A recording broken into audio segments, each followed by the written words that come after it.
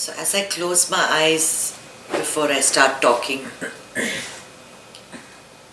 I pray that whatever words come out of my mouth are the right words that are needed for this particular time. That nothing I say offends anybody or anything. Who am I praying to? Nobody in particular. When I close my eyes, sometimes I'll see an image, sometimes I won't. Sometimes I just feel that presence of the power. You know how they say in Star Wars, the power is, let the force be with you. So I feel that force within me because I am Godified. So my worship is a little bit different, but it wasn't always like that. When I was a young child, when I was about your age, I had my own puja room. Behind my bed, I had a collection of idols, and every day I would collect flowers and I would chit-chat with God. So I would ask, what are you doing today? How have you been? Have you been busy today? I would literally have conversations with God. I never got any answers or anything. But it was interesting how I related at that time. I thought that these were like my little dolls and I was chit-chatting with them. In the olden days, when people first came into existence and they were moving around in groups, what made them worship, the things that they worshipped were things that struck them with awe. The sun. Everybody was like in awe of the sun. Every civilization, from the Incas to the Egyptians to the Hindus, have some sort of worship of the sun. Even today, when you're saying the Gayatri, what are you worshipping? You're worshipping the power of the sun. So there is always a worship of nature because it strikes you with something you don't understand. You don't know what it is. So the wind that blows makes you feel, oh my God, this wind can knock me off. Your houses are blown away with the force of the wind. There must be a God of wind, blowing like anything. And then the rains come, the heavens open up and it rains and rains and rains and there's water everywhere. There must be a God of rain and thunder and lightning and water and sea. All the things that we don't understand, we worship.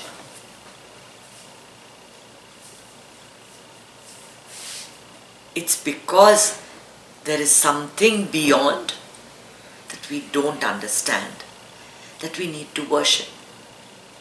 And then we need to worship, then we tell others that you must worship too. In the same way that I do. First you get the flowers, then you put a dot on your right earlobe, then you wiggle your right foot, then you put your hands up, left hand up and down 7 times. And everybody has to do the same thing. You've got a ritual. This is the ritual of this tribe.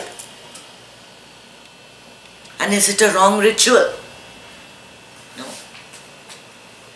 Nothing is either right or wrong.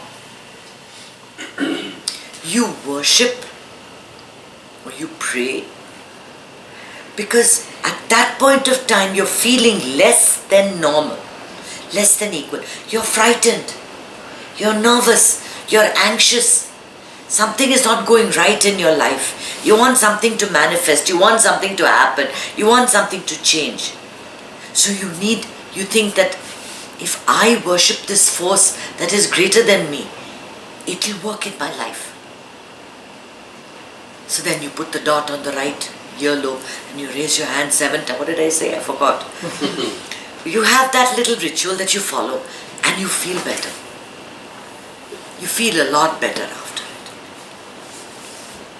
So, each person, each group has its own way of worship.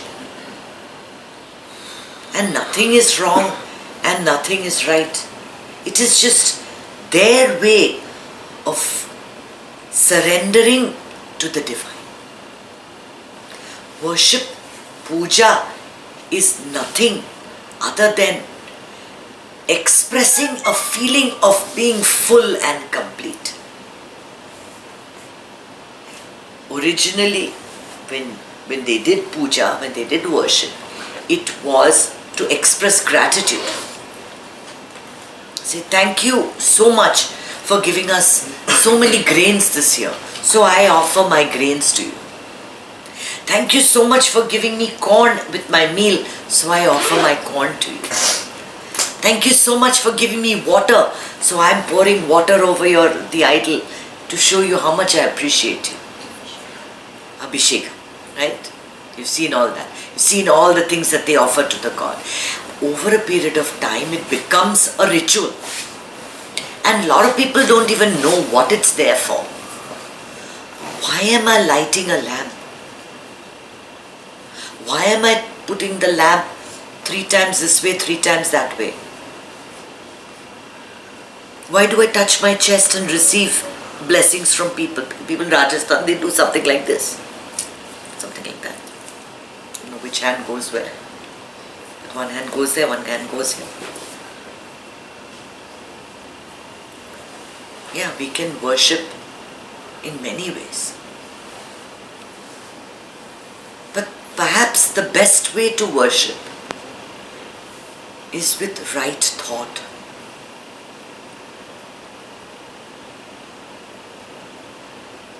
Doing what is absolutely correct given a situation, coming directly from your heart, which is filled with compassion for the world. Your action then becomes automatically the right thing to do. But behind the action is the thought. Is your thought pure? Are you coming here and teaching this meditation class because you want something from them? Or are you doing it because of a pure thought of making someone's life better? What is the beauty of your thought? That is worship. If the thought is pure, then it is worship. I'm not saying that thinking about money is bad. Thinking about money is good. You have to think about money. You go to do a job, you have to think about money. But the effort that you put into your job has to be pure. Only then the promotions will come. Right? The thought behind it all, the right thought that is behind every action, thoughts have to be pure. And that cannot be contrite. Nobody can teach you to have right thoughts. When you come from a place of peace, of happiness, automatically your thoughts are nice. Your thoughts are good. When you come from a place of evil and hatred and negativity and jealousy and anger and all of the other qualities, your thoughts are not going to be that pure. Your thoughts are going to be what's in it for me? How much do I matter? What about me? Who's going to bother about what I do? Who's going to take care of my things?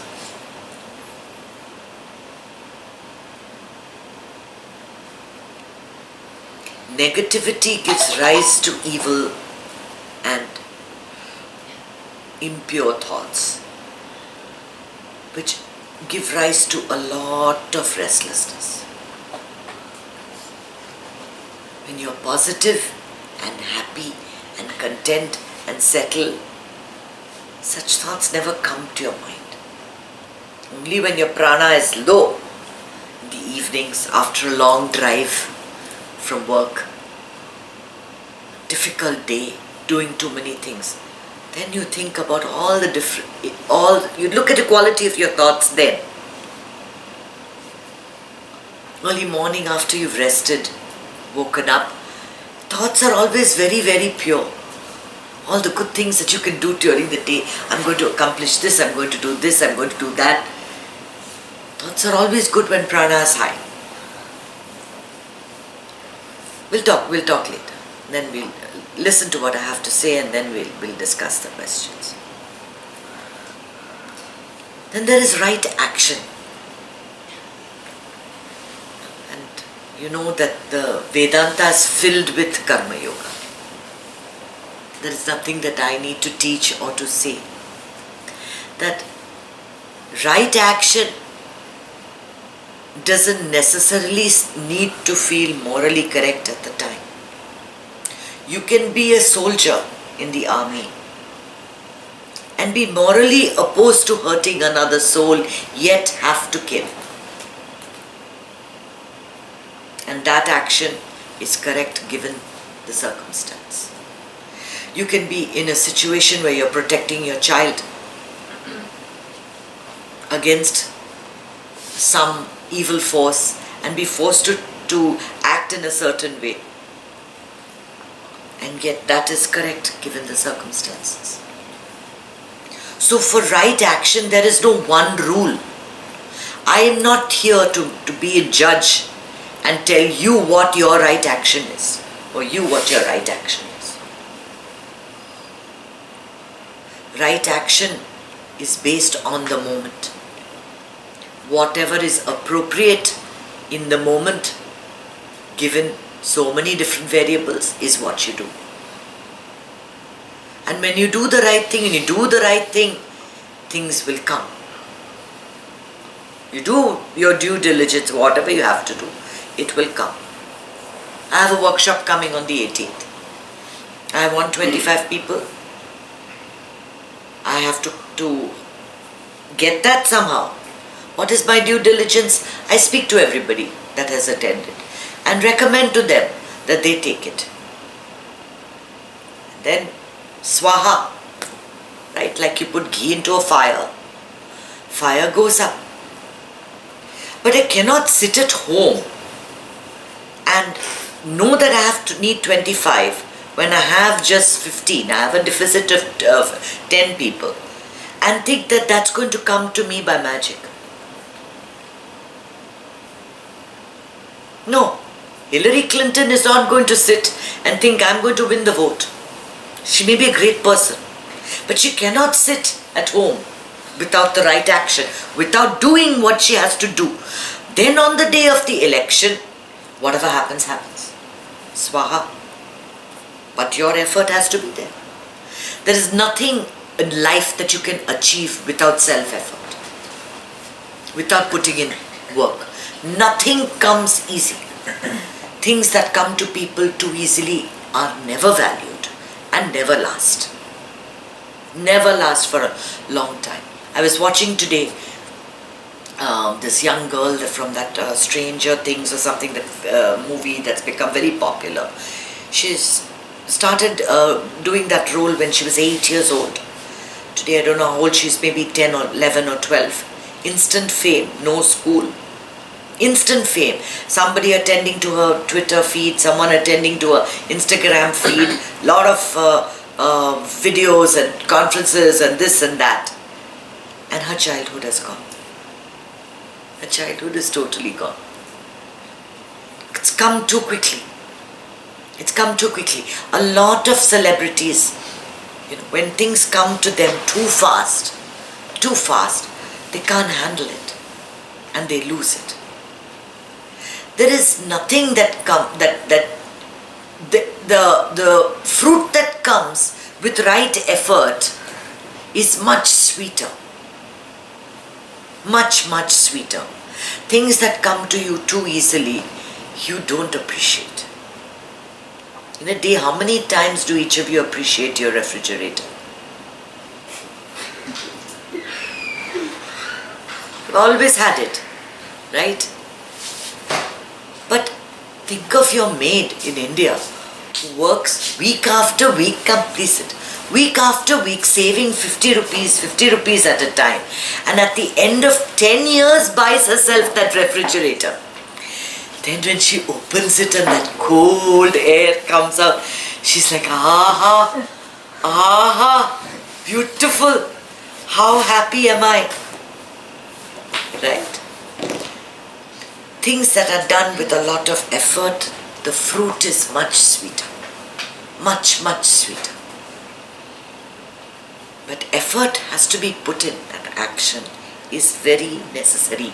That due diligence, whatever you want to call it, is very, very necessary to get the results at the end. But you don't do it with the results in the end. You've got a hope of the result.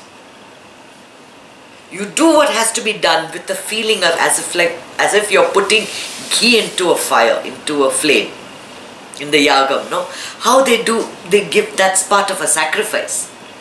But the more ghee you put, the more the flames go high.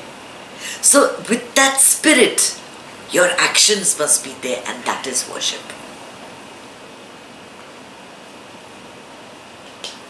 And that is worship. So I don't know. I don't think I answered Reina's question at many levels. How many types of worship are there? But I'm glad she's thinking like that, because I know Google has plenty of answers to her question. Right? But if I want her to get one type of worship, Reina, to have beautiful thoughts. That's how you worship. And how do you get that? By always being happy and calm. And how do you get that? By learning how to meditate. Once a day. Once a day. Close your eyes and sit quietly. And just smell the flowers around you. Now it might be a little boring to meditate. But when you're 20 years old, you'll remember what Kanchana auntie told you. And you'll do it. You'll do it. And you'll remember that she told you that the one way you can worship is by pure thoughts. And that'll be the biggest gift to me. That'll be the biggest gift to me. Yeah, because I am not very much in favor of outward forms of worship. So I may be the wrong person to talk about this. But outer forms of worship is just show. Just something social. Something other people do. You put the steps up, you put some dolls, you call people. Nice, it's very nice, beautiful, fun. Lot of people come, chit chat. Half the time they come, they gossip in front of the god, eat lots of food and go away. Right? What was the ritual involved there? I don't know. We do it. Showing our saris. Showing off your saris, enjoying your life, meeting your friends, sometimes singing songs, enjoying the food, learning what's happening in everyone's lives. That's also worship. That's also... So that is also part of it. That is part of it. We all do it. We all do it. But we must aspire for the highest form. Right thought, right action. Right thought, right action. And all of it stems from the right belief. Right belief in your heart. That you are Godified. That divine energy flows through you. And that everything that you do comes from that pure, pure source of goodness. And therefore, everything that flows out of you has to be good. Has to be good. And that is your worship. You're worshipping the highest by going in within. You don't have to go